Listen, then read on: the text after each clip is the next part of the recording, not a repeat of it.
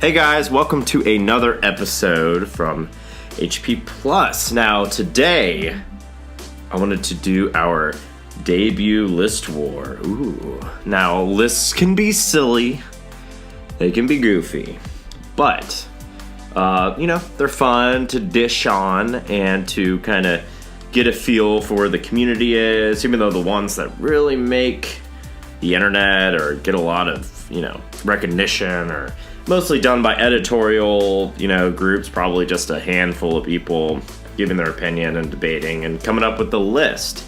So, I wanted to make our debut kind of critique about a list that's actually pretty cool. It was done by the website RPGsite, and when they did their Reader's Choice Awards, they asked people who had put in their poll and their opinion to say what their favorite Final Fantasy game is. So essentially this one's kind of scientific and it's got more credibility than a handful of guys just, hanging out, or girls, like you girls, hanging out and just dishing on what they think's the best. So let's get to it. We're going to start at number 15, which is the original Final Fantasy. No. Right off the bat. No. I do think that there may be a few that I dislike more than the first one. Now, granted, it's been forever since I played it. In full disclosure, I have not completed it, so maybe I don't have much room to speak, but I think the last spot is reserved for the second installment, so which is actually number 14, Final Fantasy II. Now this one, I think fans can mostly get behind as being the weakest installment. Although, it wasn't totally weak. It was really the first one to up the narrative charge, but it kind of suffered from gameplay, pacing issues, and I do think the original was just superior from start to finish. Now, granted, I haven't played 2 all the way through either, so a lot of this is from reading about it and collecting other people's thoughts. But that kind of seems to be an opinion that the second one is probably the weakest. Anyway, number 13 is Final Fantasy III, and this one, I don't know. I think it deserves to be a little higher. Now, Nick Harrison and I one day will put our genius minds together, a little topical political stuff there, to kind of debate or argue or to concoct our favorite games in the franchise. And I'm sure we'll come up with a list one day, but this channel's a lot about Final Fantasy, so I wanted to get to it. But 3, no, I don't think so, because it was the first to introduce the job system, and I thought was easily the best of the NES series, particularly because it's got famous, iconic elements of Final Fantasy, from the job system to the Crystal Tower, and the DS remake was actually really well done. I thoroughly enjoyed that. I'd put that one a little higher, but hey, let's continue. So, number 12 is Final Fantasy XI. So this is the first MMO installment. I did play it. I didn't play it that much. I want to say I put 20 to 30 hours in back in 2002, 2003 when it came out. It was fun. I really liked it. I was really into EverQuest before that, so I feel like I kind of burned out on MMOs at that point, and just because it was Final Fantasy, I had to dive in. But yeah, it was different, and it had a huge fan following. I mean, it didn't sell as much as others, but it was one of the most profitable, if not the most profitable game for Square in its history. So, goes to show that that's why the MMO format's sticking around. But I think it's hard to rank the MMOs. If I was to do a list, I would honestly exclude them just because they're very different experiences than the core series. So, I don't want to dish on that one too much. I would honestly throw it off the list. Now, here comes number 11, which is one that I think is a little unfairly placed as well, is Final Fantasy V. Now, it certainly is the least recognized of the SNES series, but again, it kind of brought the job system into the fold and was even a better evolution of what 3 did. But, a lot of people look at 5 and don't take it that seriously because it truly does go for a much lighter tone. And Sakaguchi was, this was the one that he focused most of his energy on during the SNES era. He wrote and directed this one. And it definitely has that more whimsical, kind of happy-go-lucky tone to it. Of course, it gets more serious towards the end, and it's got some big moments. But I kind of like the kind of FF9 kind of light tone. And, the series around this point is starting to go in a more serious, more maybe adult direction. And, I kind of miss having a break from that. And, modern Final Fantasy games are going to be pretty serious from here on out. So I think as time goes on, people look back at 5 and be like, hey, things were, there's a lot more levity, and it was just fun. So, 5 as number 11. Now, here's number 10, and I bet a lot of you guys think this one should be lower, but I actually think it's kind of appropriately placed. I might even put it a little higher, but don't hate me. That is Final Fantasy 13. Now, very controversial, obviously. Probably the most in the modern era. So, but you know what? I liked it. I liked the narrative focus. I liked the battle system.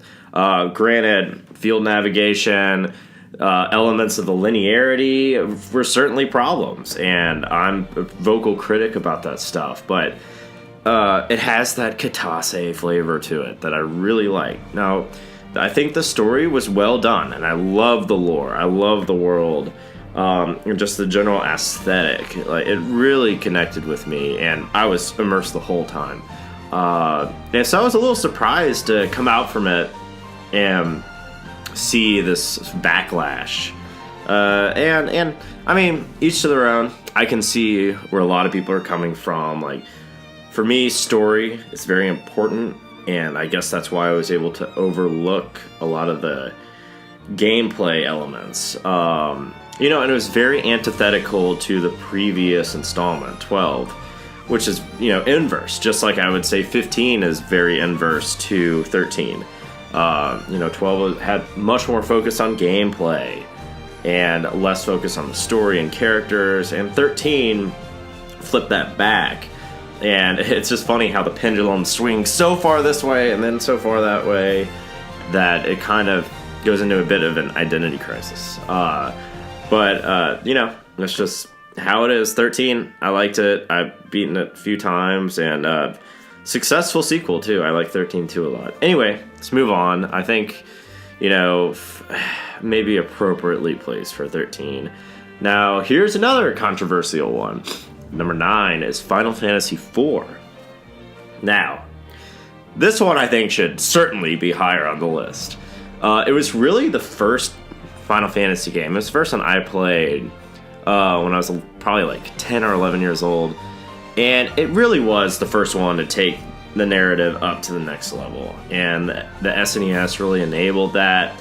And I would certainly argue it's the first one in the series where you could really connect with the characters. And it felt like that epic journey from start to finish. And, twists and turns. And just I love how you go from a traditional medieval setting, and then you're on the moon in this whole science fiction kind of setting. So I 4 was great. I really liked it. Was the first one to kind of go into a dark tone and kind of start to depart from the traditional medieval aesthetic. Even though it's still very heavy in the game. I would put 4 a bit higher. Anyway, so number 8, we've got Final Fantasy 12.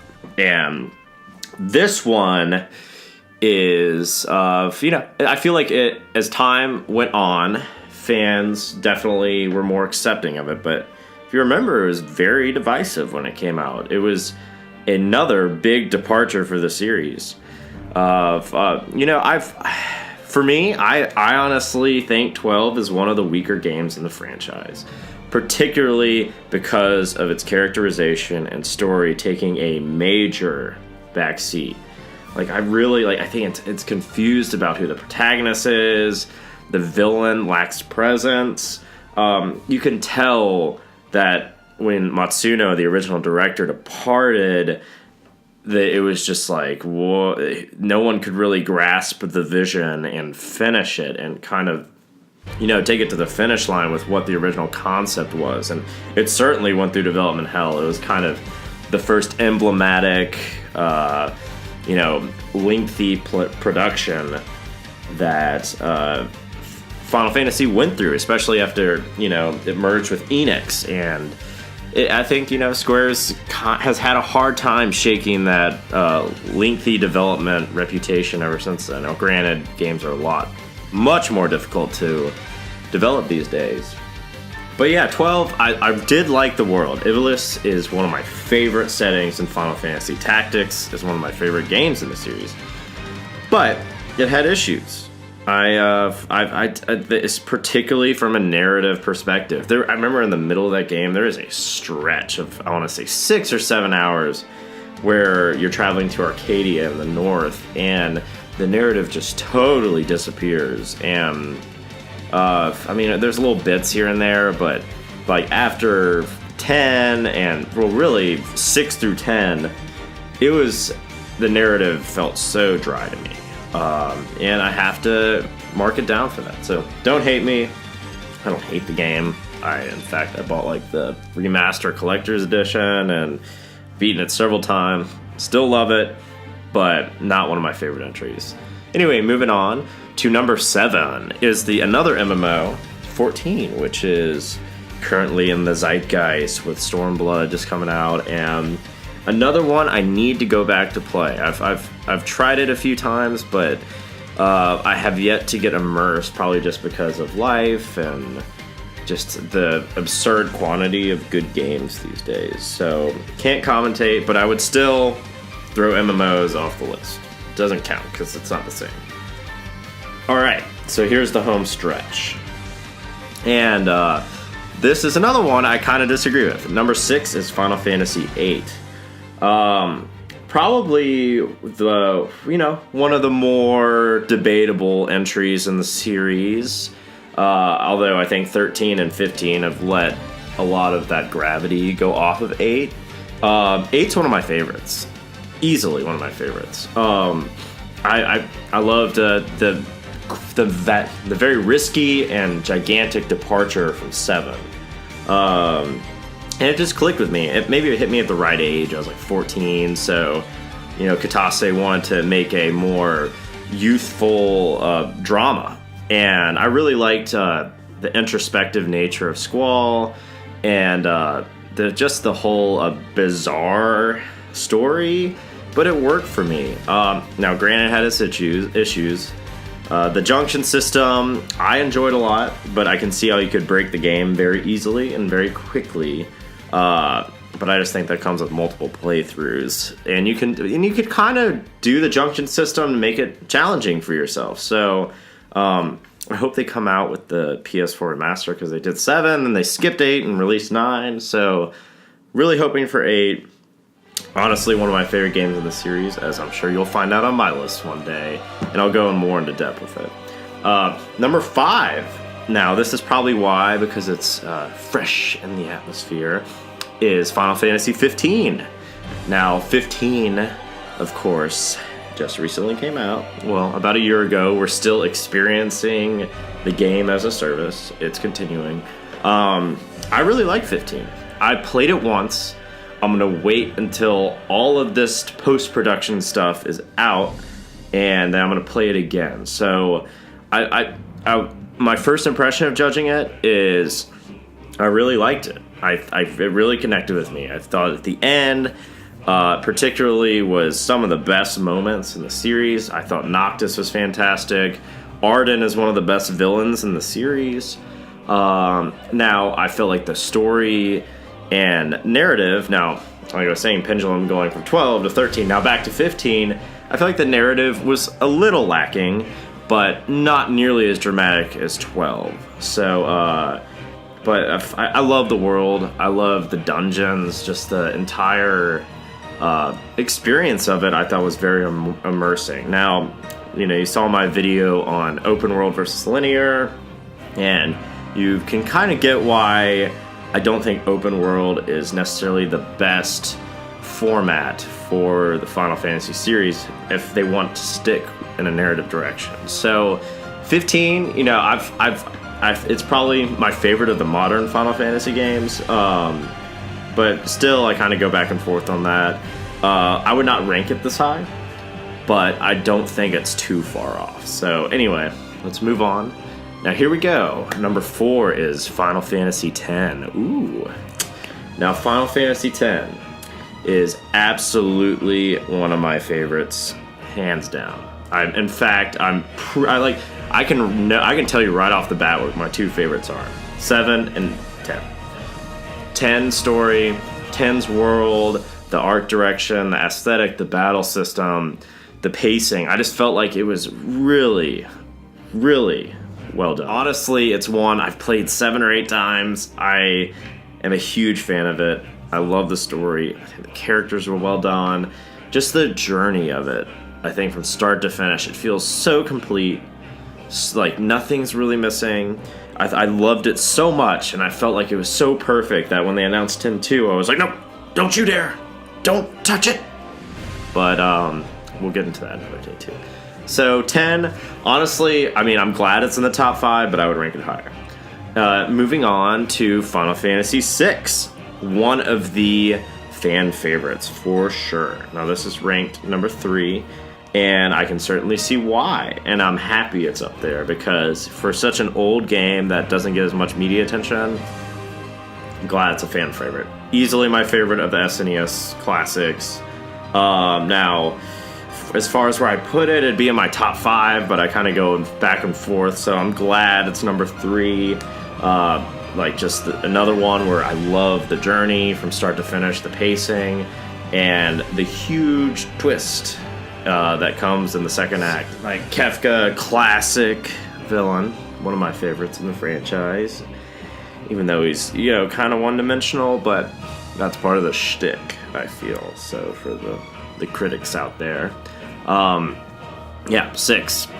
Katase's real debut Final Fantasy game, and really just adds to that guy's killer resume. So anyway, now we're at the home stretch. Now number 2 on the list is Final Fantasy IX. Now this one kind of surprises me because it really wasn't a killer seller. So in a mass opinion poll, I think it would be a bit lower, but I'm glad to see it up here because it is definitely one of my favorites, and I can see why it's a hardcore fan favorite.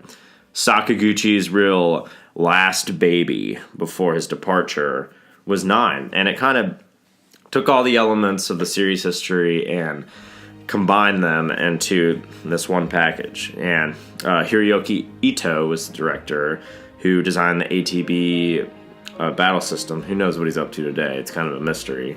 But he's got to be working on something. But yeah, 9, love the themes. Some of the best characters in the series. Again, just the complete journey from start to finish with so many memorable moments. I would maybe say it might be objectively the best Final Fantasy, just because it really embodies what the series is about and what it started as, and just it kind of takes all of the core themes and really that Sakaguchi kind of origin to its full effect. And 9 is fantastic. That one makes me very emotional. It's a awesome ride, and sort of surprised it's number 2, but I'm glad it is. All right, so number 1, no surprise to anybody, is Final Fantasy VII. Now, it's It's my favorite. Sure, it's a lot of y'all's favorites, but I'm sure a lot of you cool kids out there are like, no, it's 9, it's 6. But come on, you really surprised about this shit? 7 totally deserves a top spot. It is the entry in the franchise that blew up the genre, that made Final Fantasy a household name, and really gave PlayStation its brand, and what was able to, launch it to how crazy it became and how wild it is today. 7. Like I still remember being a kid playing it and just how mesmerizing and crazy it was, and even going back today and being able to appreciate it for not only its storytelling but just as a game. It's really well done, and there's so much to it. You can tell that they pour their heart and souls into it. It had a long production cycle as well, but yeah, 7 is just, it's my favorite video game of all time. Now, objectively, maybe it's harder to make that sell, but I can say that without hesitation. I've played it so many times. It's one that I feel like most people can get behind, and even if you were a fan leading up to 7, and 7 was a major departure for the series, I still think you should be happy with the pivot it made, because the franchise would not be what it is without it. So you'll hear more about all these little details when we go through our list. So keep that in mind as we proceed. But anyway, guys, check out RPGsite's list, because it got thousands of votes. It's a great website, and I'm glad that they really were able to put this thing together, because it's nice to see a list that's not done by a few people on an editorial board, because this is a bit more scientific. And a funny little detail is that 7, 9, and 6 nearly had 50% of the voting, so those are clearly the fan favorites if you want to judge it on this kind of niche metric. So keep that in mind as you analyze this. But yeah, check it out. Like it even has a little detail saying that 15 just barely beat 8.